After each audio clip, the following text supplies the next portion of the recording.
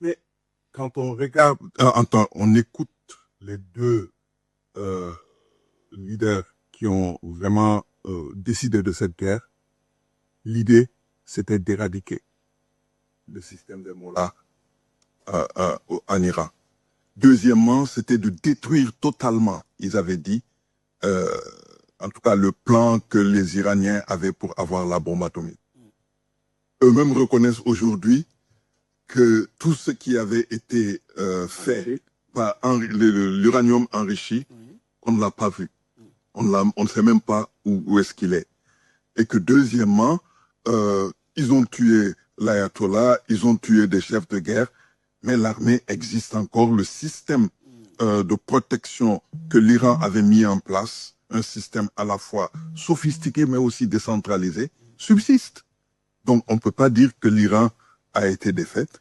Et plus sérieusement encore, l'Iran a pratiquement bloqué le monde d'un point de vue économique.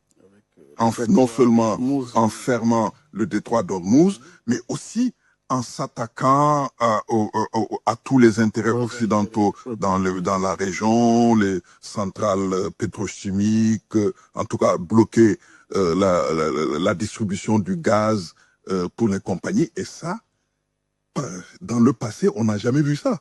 On n'a jamais vu un État moyen arriver à imposer ses vues, en tout cas sa façon de faire, ses idées, parce que jusqu'à présent, les négociations tournent autour de comment ouvrir le signal a été donné tout de même, oui. Voilà, et donc ça veut dire que les Iraniens tiennent le bout encore. Et ça, c'est vraiment nouveau dans les relations. C'est l'échec de Trump?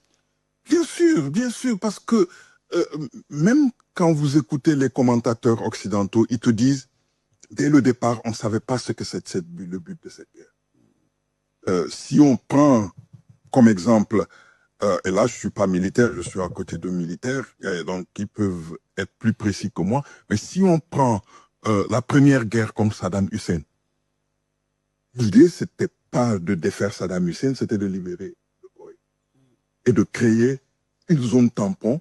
Quand ils l'ont fait, les Américains se sont repliés et ils ont gardé cela.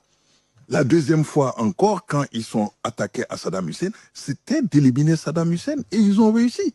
Mais ici, au départ, on ne savait vraiment pas concrètement quel était l'objectif, d'autant plus que ce que disait Trump était parfois contredit par Netanyahou. Et donc, maintenant qu'ils ont été bloqués, Trump cherche par tous les moyens à se tirer d'affaire, alors que, bon, Netanyahou, si vous voyez ce qu'il est en train de faire au Liban à l'heure actuelle, mais c'est de détruire, c'est de faire exactement ce qu'il a fait à Gaza.